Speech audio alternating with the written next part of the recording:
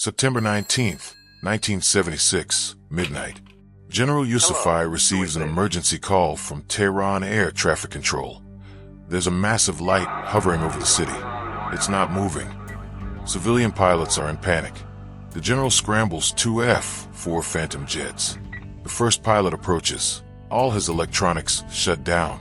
The second pilot tries to lock missiles. His weapon panel goes dead. Then the UFO launches an object, heading straight toward them. The pilots think they're about to be obliterated, but the object gently lands on the ground.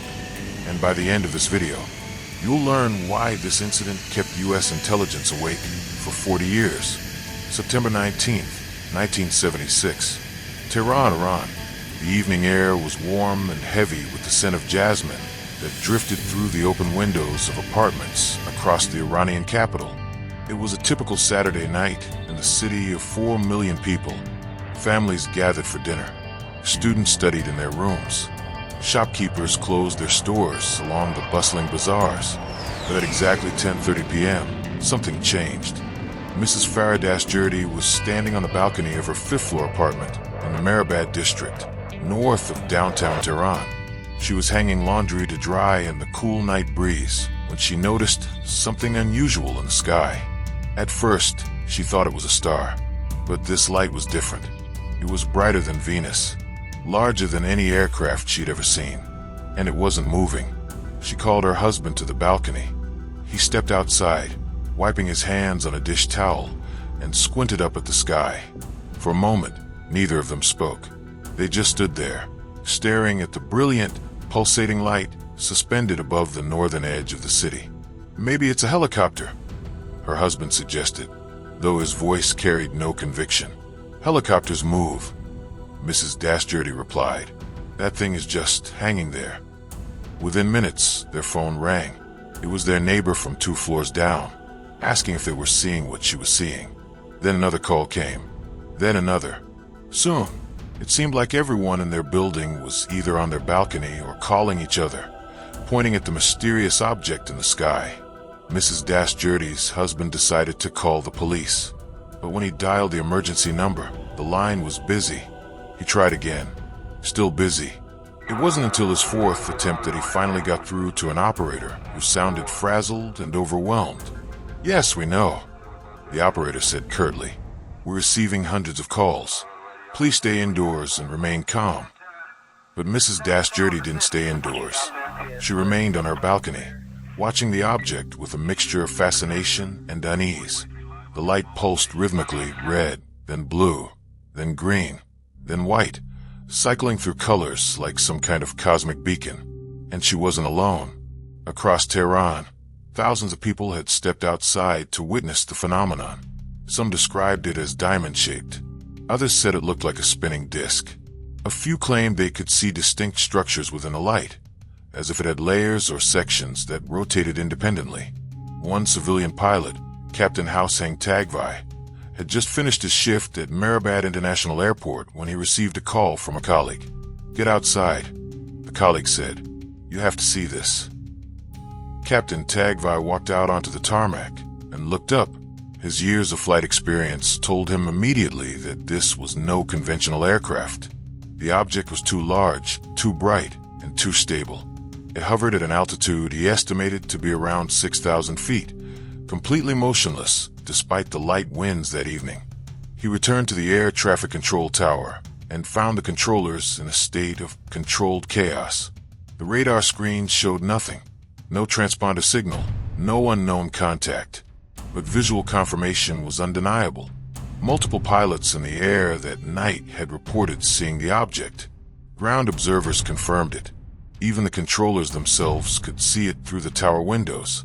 One of the controllers picked up the phone and dialed a number that connected directly to the Imperial Iranian Air Force Command Center at Cherokee Air Base, just outside Tehran. The duty officer who answered the call was Lieutenant Colonel Mohammad Reza Azimi. He listened to the report with growing skepticism. UFOs? Over Tehran? It sounded like mass hysteria. Maybe it was Venus. Maybe it was an unusually bright star. Maybe people were just seeing things. But the calls kept coming, dozens of them. And then, at 10:55 p.m., Lieutenant Colonel Azimi stepped outside to see for himself, and there it was, a massive, brilliant light hanging in the sky above the city, pulsing, rotating, utterly motionless. Azimi felt a chill run down his spine. He'd been in the Air Force for 20 years. He'd flown combat missions.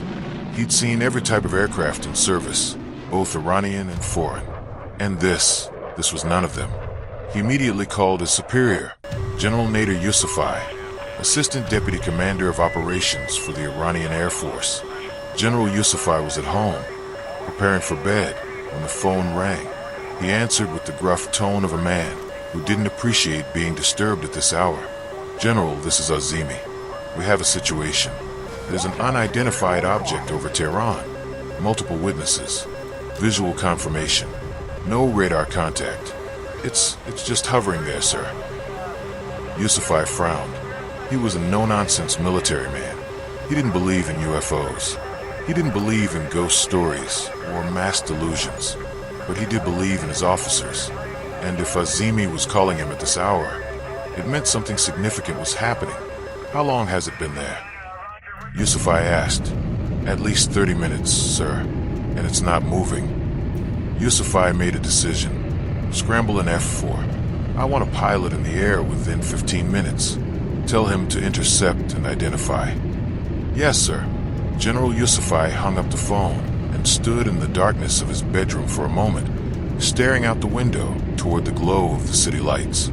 Somewhere out there, above his capital, something was waiting, and he was about to send one of his best pilots to meet it.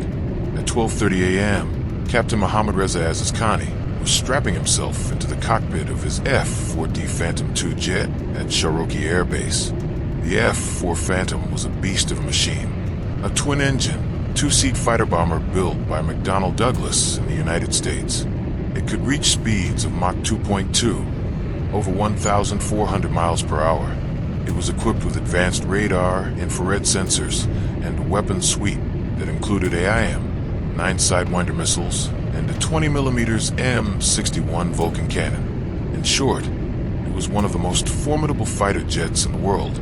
Azizkhani had flown the F for dozens of times. He knew every switch, every gauge, every quirk of the aircraft. He was confident, calm, professional. But tonight, as he powered up the engines and felt the familiar rumble of 17,000 pounds of thrust behind him, he felt something else, unease. The tower had briefed him on the situation. An unidentified object, hovering over Tehran. No radar signature. Multiple visual confirmations. His mission: intercept, identify, and if necessary, engage. Azizkhani taxied onto the runway, received clearance from the tower, and pushed the throttle forward. The Phantom roared down the strip, and within seconds he was airborne, climbing steeply into the black sky. As he ascended, he checked his instruments. Everything looked normal. Radar was functioning. Navigation systems were online. Communications were clear. The tower vectored him toward the object's last known position, north of Tehran, over the Mehrabad district. Azizkhani leveled off at 26,000 feet and scanned the horizon. At first, he saw nothing, just the scattered lights of the city below and the endless darkness above. But then, at a distance of approximately 40 nautical miles, he saw it, a light, brilliant, pulsating, far brighter than any star or planet. And it was enormous, far larger than any aircraft he'd ever seen. "Tower, this is Phantom 1. I have visual contact. Closing in. Copy, Phantom 1. Proceed with caution." Azizkhani adjusted his heading and accelerated toward the object. His radar remained blank. No contact. No return signal. It was as if the object didn't exist, at least not according to his instruments. But it was there. He could see it. And as he closed the distance, the light grew brighter, more intense, almost blinding. At 25 nautical miles, Azizkhani noticed something odd. His radio began to crackle with static. At first, it was faint, just a low hiss beneath the normal chatter from the tower. But as he got closer, the static grew louder, more aggressive, drowning out the voices. At 20 nautical miles, his instruments began to flicker. The radar screen blinked off, then back on. The navigation display froze for a moment, then reset. The fuel gauge needle twitched erratically. As Connie felt his pulse quicken. This wasn't normal. This was a mechanical failure. This was something else. At 15 nautical miles, the cockpit lights began to dim. At 10 nautical miles, his radio went completely dead. And then, at 5 nautical miles, every single electronic system in his aircraft shut down. The radar screen went black. The navigation displays went dark. The radio emitted nothing but silence. Even his backup systems failed. The only light in the cockpit came from a faint glow of his emergency instruments, the analog altimeter, the magnetic compass, the manual indicators that didn't rely on electricity.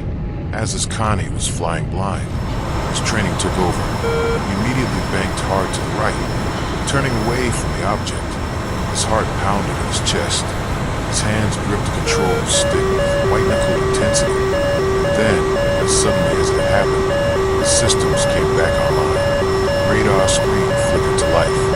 The navigation displays lit up. The radio crackled. He heard the frantic voice of the tower controller calling his name. Phantom 1, copy. Phantom 1 responded. Watch out, Singer, 11 o'clock. Tower, this is Phantom 1. I lost all systems. All instrumentation, communications, lost in the vicinity of the object. I had to abort. There was a pause. Then the controller's voice came back, tense and uncertain. Copy, Phantom 1. Return to base. As Connie turned his Phantom back toward Cherokee, his mind racing. He'd been trained to handle equipment malfunctions, enemy fire, extreme weather. But this was beyond anything he'd ever experienced. As he descended toward the airfield, he glanced back over his shoulder, out toward the Nails horizon. on our nose, 12 o'clock. He was still there, still glowing, still pulsing, still waiting. That's an As Eagle. Connie landed, his hands were still shaking. The ground Target, crew noticed 12 immediately. miles. His face was pale, his eyes wide. This wasn't the same calm. Missile, 12 o'clock. Hot, break left. Damn, he broke Chief lock. approached him as he climbed down from the cockpit. Captain, you all right? As Connie nodded, he didn't speak. He walked directly to the debriefing room. I'm getting nailed, General 9 o'clock. Yusufai was waiting, And a spike, along 8 with o'clock. Lieutenant Colonel Azimi and several other senior officers. Yusufai gestured to a chair. Sit. Tell me exactly what happened. As Connie took a deep breath, he counted the entire encounter. Visual sighting, increasing static, flickering instruments, the complete systems failure at 5 nautical miles, and then the sudden recovery when he turned away. Yusufai listened without interrupting. When Connie finished, the room was silent for a long moment. Finally, Yusufai spoke. You're certain the failure was tied to your proximity to the object? Yes, sir. The moment I turned away, everything came back online. It wasn't random. It was deliberate. Yusufai nodded slowly. He didn't like what he was hearing, but he believed his pilot. As Connie was experienced, reliable. If he said his systems failed in the presence of the object, then that's what happened. But Yusufai wasn't ready to give up. Not yet. We're sending another pilot, Yusufai said. Someone with even more experience. And this time, we'll be monitoring everything from the ground. At 1:10 a.m., Lieutenant Pervez Jafari was scrambling into his F-4 Phantom at Cherokee Air Base. Jafari was 28 years old, but he had the experience of a pilot twice his age. He'd trained with American instructors at Luke Air Force Base in Arizona. He'd flown combat missions during regional conflicts. He was cool under pressure, methodical, and fearless. His weapons officer, Lieutenant Jalal Demirian, climbed into the rear seat and began running through the pre-flight checklist. Demirian was responsible for managing the radar, navigation, and weapon systems, a critical role in any intercept mission. As the Phantom's engines roared to life, Jafari received his briefing from the tower. Phantom 2, your mission is to intercept and identify the unidentified object over North Tehran. Be advised, Phantom 1 experienced complete systems failure at close range. Proceed with extreme caution. Copy, Tower. Phantom 2 is airborne. Jafari pushed the throttle forward, and the Phantom rocketed into the sky. As he climbed, he felt a strange mixture of anticipation and dread. He'd heard Connie's report. He knew what he was getting into, but he also knew that if he didn't try, no one would ever know what that thing was. The tower vectored him toward the object's position. At 27 nautical miles, Jafari spotted it. Even from this distance, the light was astonishing. It was so bright that Jafari had to squint to look at it directly. The colors shifted rapidly: red, blue, green, white, cycling through the spectrum with hypnotic regularity. "I have visual contact," Jafari reported, closing in. As he approached, Demirian monitored the radar from the back seat, but the screen showed nothing. No contact, no signal, just empty airspace. "Sir, I'm not getting any radar return," Demirian said. "Visually, it's right there in front of us, but according to the instruments, there's nothing." "Keep trying," Jafari replied. "I want confirmation before we get too close." At 20 nautical miles, Jafari noticed the object begin to move. Not gradually, not like an aircraft accelerating down a runway. It simply shifted. One moment it was stationary. The next, it was 10 miles ahead. Tower, the object is moving. It's faster than anything I've ever seen. "Copy, Phantom 2. Continue pursuit." Jafari pushed the throttle to maximum. The Phantom surged forward, the twin engines screaming as they burned through fuel at a prodigious rate.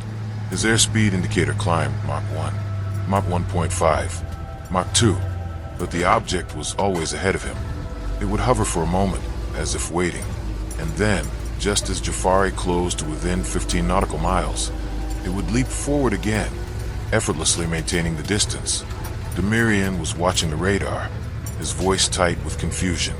"Sir, I'm getting intermittent returns. It's there, then it's not.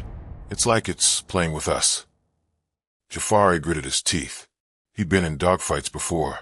He'd chased enemy aircraft through hostile airspace. But this was different. This wasn't a fight. It was a game, and he was losing. Then, at 12 nautical miles, the object stopped. It hovered in place, pulsing with that same brilliant, multicolored light. Jafari slowed his approach, his instinct screaming that something was about to happen. He made a decision. "I'm arming weapons." He flipped the switch to activate his AIM, 9 Sidewinder missiles. The infrared seekers came online, scanning the sky for a heat signature. Within seconds, he had a lock. A steady, high-pitched tone filled his helmet. The targeting reticle on his heads-up display centered on the object. He was ready to fire. His finger moved to the trigger. He was about to engage an unidentified target over his own capital city.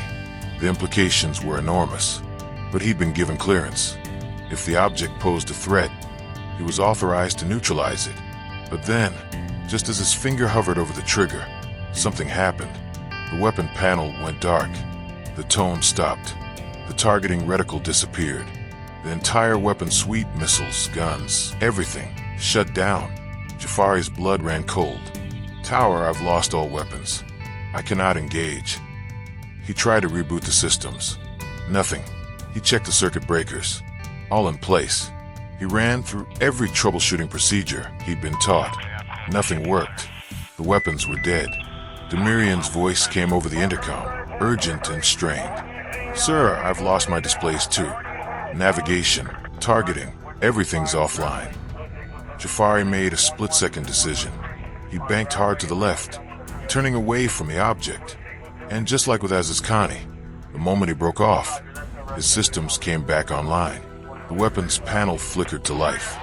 The targeting systems reset. But by then, it was too late. Jafari circled at a safe distance, his mind racing. This wasn't a malfunction. This was something else.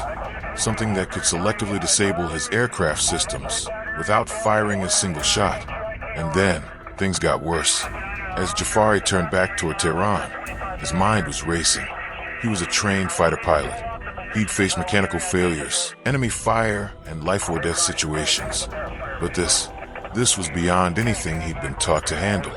Demirian's voice crackled over the intercom, sharp with alarm. "Sir, we have a second object. It's detaching from the main body. Jafari's heart slammed against his ribs. He looked up through the canopy and saw it. A smaller light, brilliant, glowing, had separated from the main object, and it was moving. Fast, heading straight toward them. Evasive maneuvers. Demirian shouted.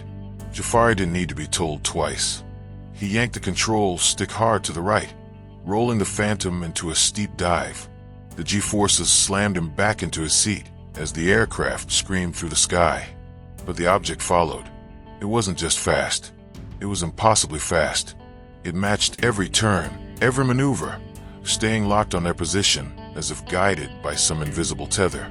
Jafari's training had prepared him for missile locks, for enemy fighters, for surface-to-air threats. But this was different. This was something that moved with intention, with intelligence. He pulled back on the stick, climbing sharply, trying to gain altitude. The object followed. He rolled left, then right, then dove again. The object stayed with them, closing the distance. Demirian's voice was tight with fear. It's going to hit us. Jafari's mind raced. He had no weapons, no countermeasures, no way to defend himself. He was flying a 20-ton machine that suddenly felt as fragile as paper. In that moment, Jafari thought about his family, his wife, his 2 young daughters. He thought about how he'd promised them he'd be home for breakfast in the morning. And he thought, this is how it ends. But then, just as the object closed to within what felt like mere meters, it changed course. It shot past them, diving toward the ground at a speed that defied physics.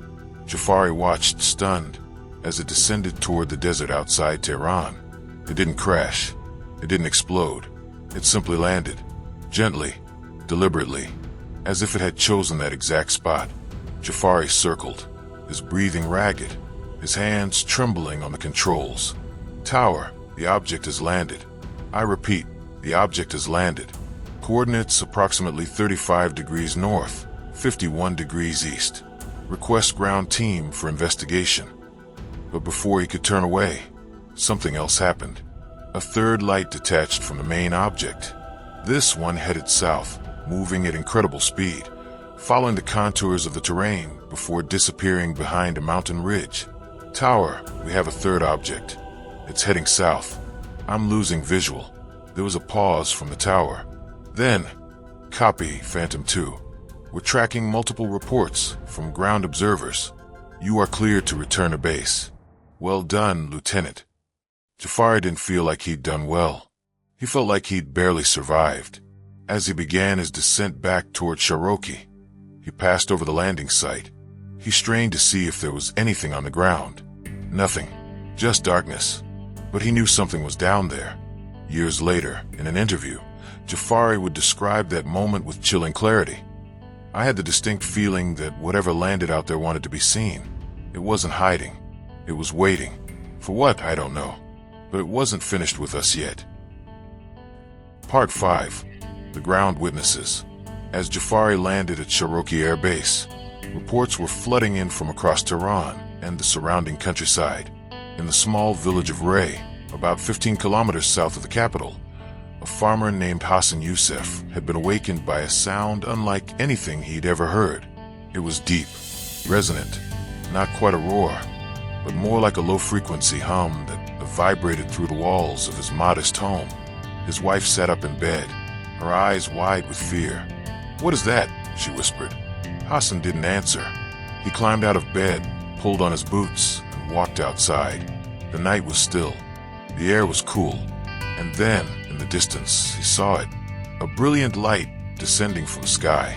It moved slowly, deliberately, as if lowering itself with care. Hassan watched frozen, as the light touched down in a dry lake bed about a kilometer from his home. For a moment, the light was so intense, he had to shield his eyes. And then, suddenly, it went dark. Silence. Hassan stood there for several minutes, his heart pounding, unsure of what to do. Finally, he called out to his neighbor, an older man named Ali, who lived in the adjacent farmhouse. Together, they walked toward the site, but as they approached, Hassan's dog, a large, loyal animal that usually followed him everywhere, began to whimper and retreat. The dog refused to go any closer, no matter how much Hassan coaxed him. Even the chickens in the coop behind his house were restless, squawking and flapping their wings in agitation. Hassan and Ali stopped at the edge of the lake bed. They didn't see anything. No wreckage, no fire, no sign of an impact. But there was something wrong with the air. It felt charged, electric, as if the atmosphere itself had been altered. Hassan described it later as feeling like standing too close to a power station. A tingling sensation on his skin, a metallic taste in his mouth. "We should go back," Ali said quietly. "This isn't right." Hassan agreed. They returned to their homes, but neither man slept that night. The next morning, when Hassan returned in the daylight, he found something. A circular impression in the ground. Smooth, perfectly symmetrical, about 15 meters in diameter, as if something heavy had pressed down on the earth with immense, even pressure. He knelt down and ran his hand over the soil. It was compacted, harder than the surrounding ground, and there was a faint smell, something metallic, almost ozone-like, around the perimeter of the circle. The vegetation had withered. The scrub brush that normally grew in this area was brown and brittle, as if it had been exposed to intense heat or radiation. Hassan reported the finding to the local police, who in turn contacted the Iranian Air Force. Within 24 hours, a team of investigators arrived at the site. They took soil samples. They measured the diameter of the impression. They interviewed Hassan and Ali and several other villagers who had seen the lights that night. They also brought Geiger counters to measure radiation levels. The readings were higher than normal, not dangerously high, but elevated enough to be statistically significant. One of the investigators, a captain whose name Hassan never learned, told him, "You were lucky you didn't get closer. Whatever this was, it wasn't safe." But they offered no explanation for what had caused it. The Iranian Air Force sealed off the area for 3 days. Military vehicles came and went. Soldiers in protective gear collected samples. Helicopters flew overhead, photographing the site from multiple angles. And then, as quickly as they had arrived, they left. No press release, no public statement, no explanation. Hassan was told not to speak about what he'd seen. He was told it was a matter of national security. For years, he obeyed. But decades later, when international researchers began investigating the Tehran incident, Hassan finally told his story. "They wanted us to forget," he said in a 2003 interview. "But how do you forget something like that? How do you forget the night the sky opened up and something came down?" What most people don't know is that the military pilots weren't the only ones who saw the object that night. At approximately 1:15 a.m., just minutes after Jafari's encounter, a commercial airliner was approaching Mehrabad International Airport for landing. The pilot, Captain Mahmoud Rashidi, was an experienced aviator with over 15,000 flight hours. He'd flown through storms, mechanical failures, and emergency situations. He prided himself on staying calm under pressure. But when he and his co-pilot saw the object hovering above Tehran, both men felt a chill run through them. The co-pilot, First Officer Kaveh Habibi, spotted it first. "Captain, what is that?" Rashidi looked up through the cockpit window. There, suspended in the sky at approximately their altitude, was an enormous, glowing object. It pulsed with colors: red, blue, green, white, cycling through the spectrum in a way that seemed almost deliberate. "Tower, this is Flight 209. We have visual on an unidentified object at 12 o'clock, approximately 5 nautical miles. Can you confirm?" There was a pause. Then the tower controller's voice came back, strained and uncertain. "Flight 209, we're aware of the object. Multiple military aircraft are currently investigating. Please maintain your course and altitude." Rashidi exchanged a glance with Habibi. Maintain course, with that thing directly in their path.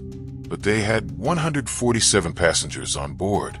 They couldn't just deviate from their flight plan without clearance. As they approached, Rashidi noticed something strange. The object seemed to be aware of their presence. As they drew closer, it began to move. Slowly at first, then with increasing speed, shifting away from their flight path.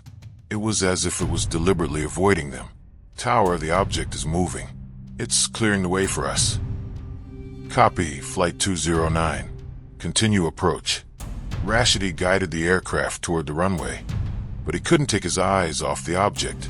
It had moved to the north, hovering at a safe distance, almost as if it was watching them land.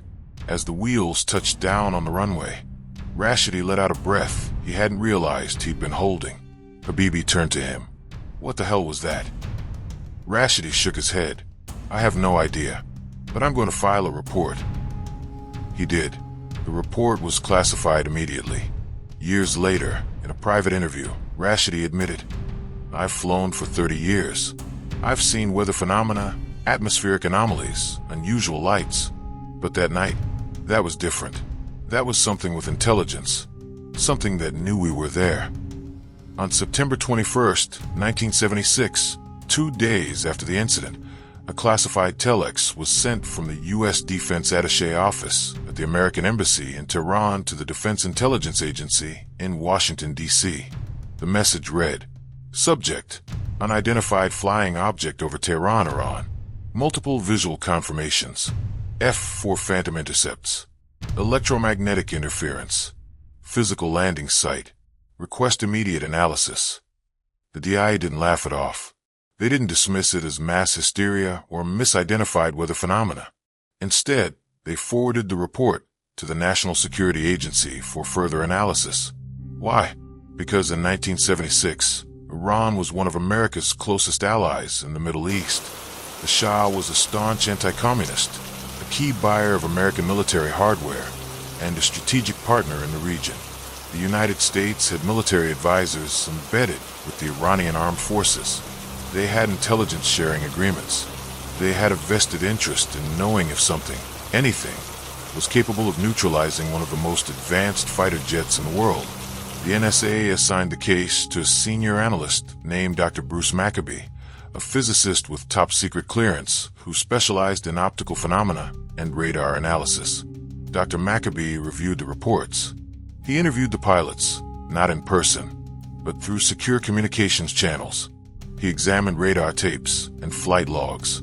He cross-referenced the timeline with satellite data and atmospheric conditions. He also reviewed the soil samples taken from the landing site. The analysis showed unusual magnetic properties and elevated radiation levels, not dangerous, but anomalous.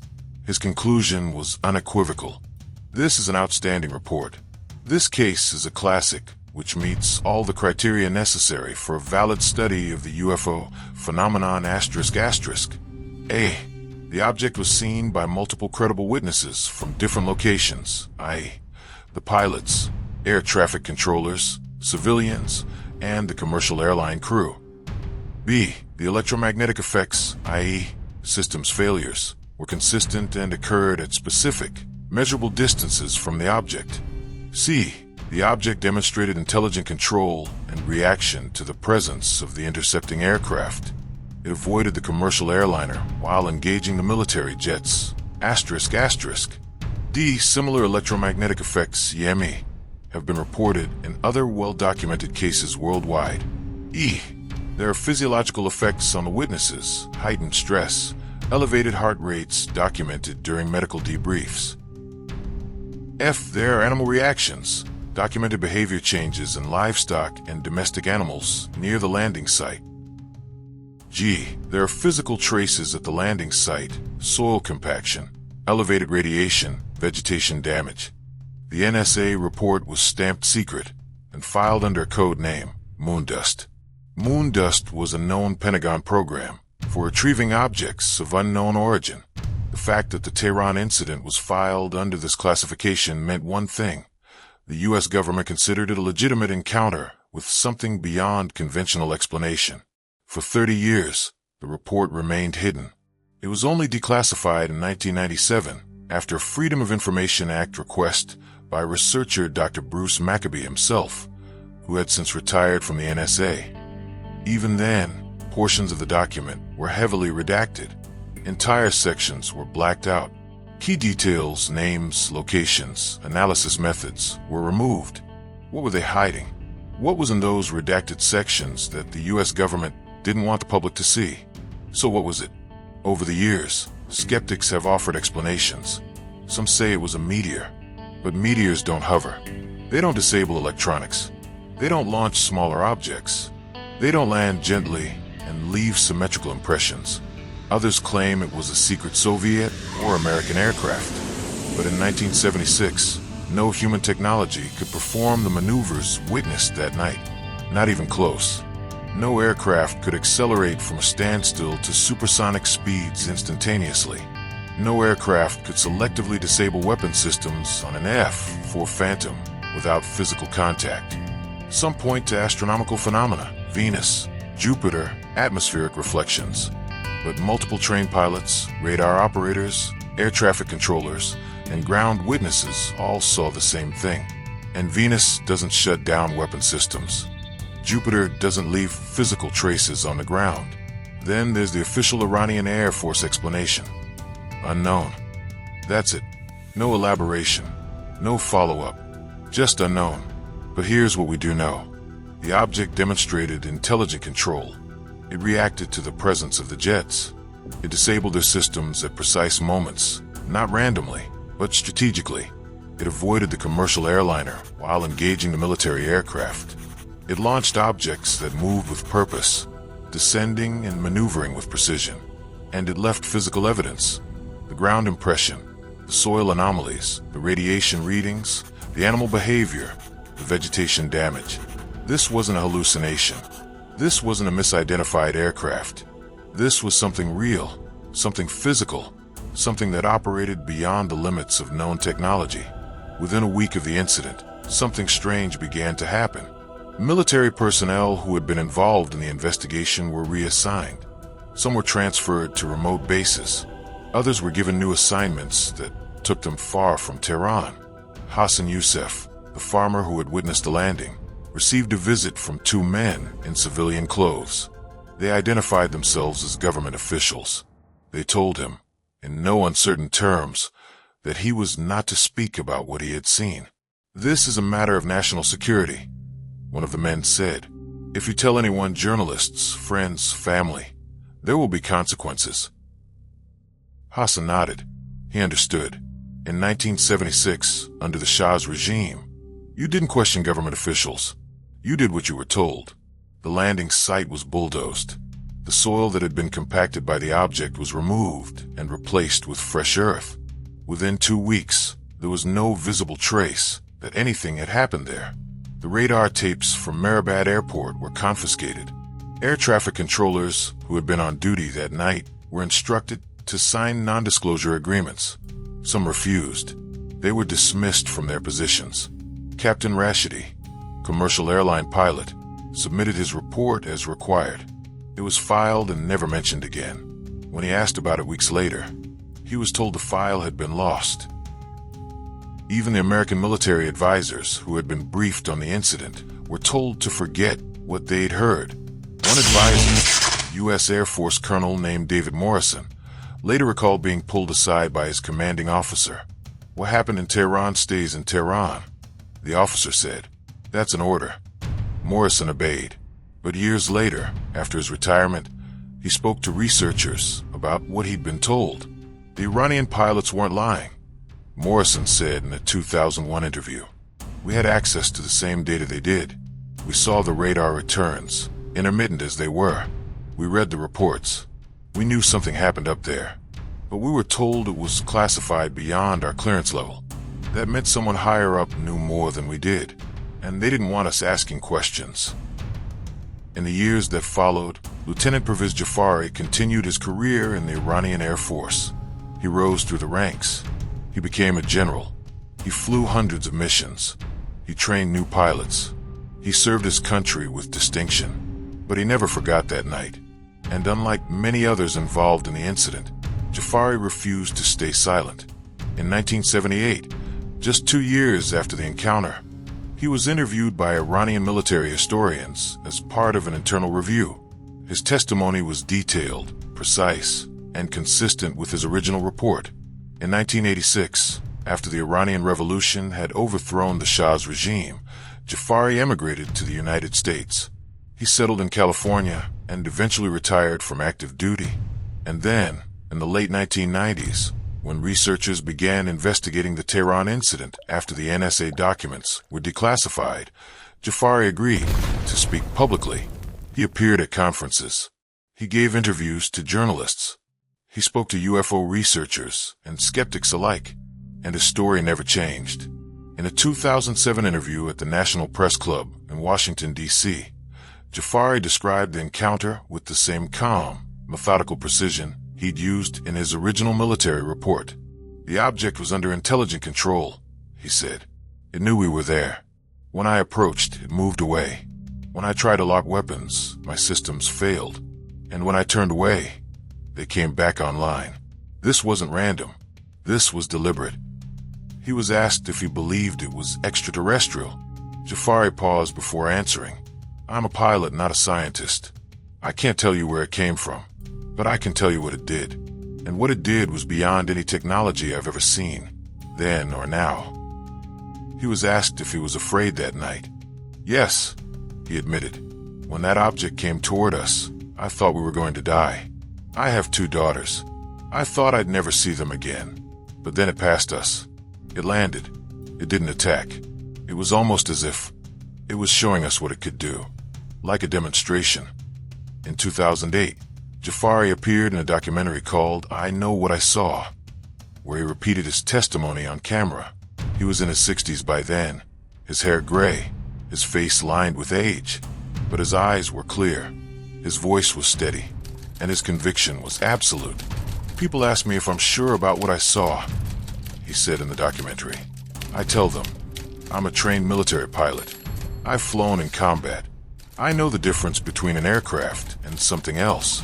And that night, I encountered something else. But here's the thing. The Tehran incident isn't isolated. It's part of a pattern.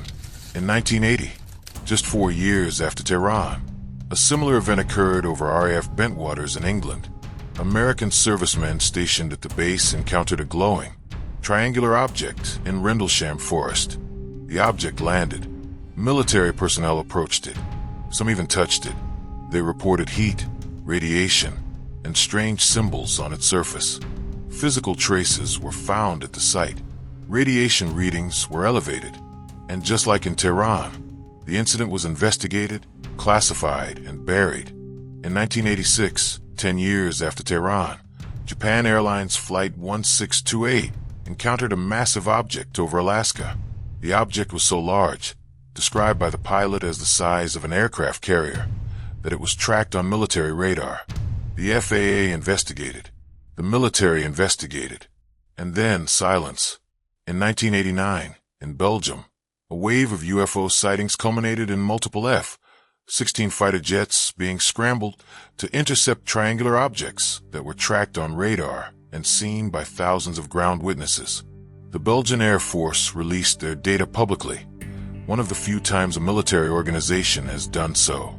The objects performed maneuvers that defied physics, sharp turns at high speed, rapid acceleration, hovering without visible propulsion.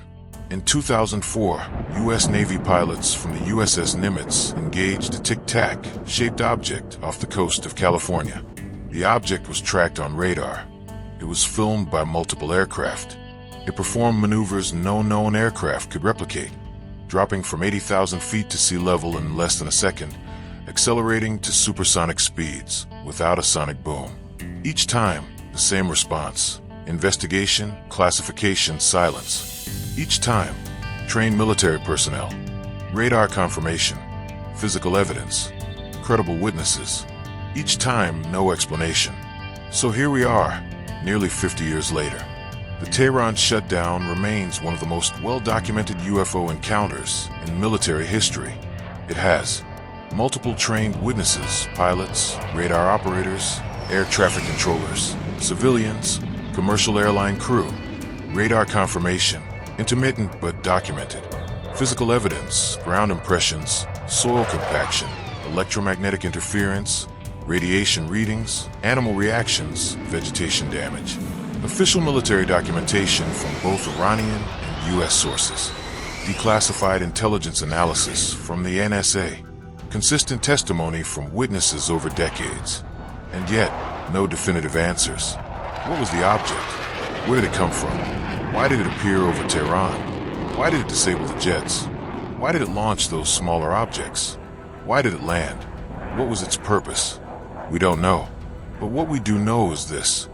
On the night of September 19th, 1976, something entered Iranian airspace. Something that could outmaneuver F for Phantom jets. Something that could selectively disable weapon systems without physical contact. Something that demonstrated technology far beyond anything humanity possessed or possesses today.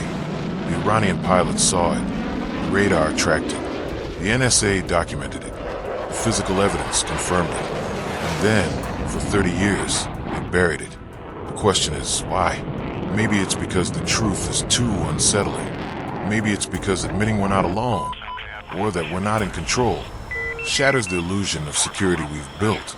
Maybe it's because the implications are too vast to comprehend. Or maybe, just maybe, there's something in those redacted files. Something the NSA didn't want us to see. Something that explains not just what happened that night, but what's still happening above our heads, in our skies, beyond the reach of our understanding. Because here's what the government won't tell you. The Tehran incident wasn't the last time that object, or objects like it, were seen over Iran. In the months and years that followed, there were dozens of similar sightings. Most were never reported publicly. Most were classified immediately. But the pilots knew. The air traffic controllers knew. The military knew. And they were told to keep quiet. One former Iranian Air Force officer, who spoke on condition of anonymity, revealed something chilling in a 2015 interview. After Tehran, we had standing orders. If we encountered one of those objects, we were not to engage. We were to observe, report, and maintain distance. They told us the objects were not hostile, unless provoked. How did they know that? Because it had happened before, and it would happen again. The Tehran shutdown is still classified in parts. The full radar data has never been released. The soil samples from the landing site were never publicly analyzed. Complete pilot debriefing transcripts remain redacted, and Lieutenant Jafari, now in his 70s, still says the same thing he said in 1976. It was real, it was intelligent, and it was not from here. So the next time you look up at the night sky, over Tehran, over Washington, over your own city, ask yourself, what else is out there? And more importantly, what do they want us to know? Why was this incident, with multiple military witnesses, physical evidence, and official documentation, buried for 3 decades? Why are portions of the NSA report still redacted nearly 50 years later? Why has no government, American or Iranian, ever provided a satisfactory explanation? And why, in the years since, have similar incidents continued to occur, with the same pattern of investigation, classification, and silence?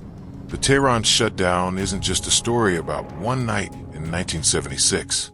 It's a story about what happens when reality confronts us with something we can't explain. It's a story about how institutions respond when faced with the unknown. It's a story about silence, secrecy, and the questions we're not supposed to ask. But most of all, it's a reminder that the universe is far stranger than we've been told, that the boundaries between the known and the unknown are thinner than we think, and that somewhere in classified files and redacted documents, the truth is waiting. The pilots saw it. The evidence confirms it. The documents prove it. Now you know it too. This is Wartime Mysteries. The stories they tried to bury, the truths they tried to hide. Subscribe, because the next classified file we uncover might change everything you thought you knew. ***.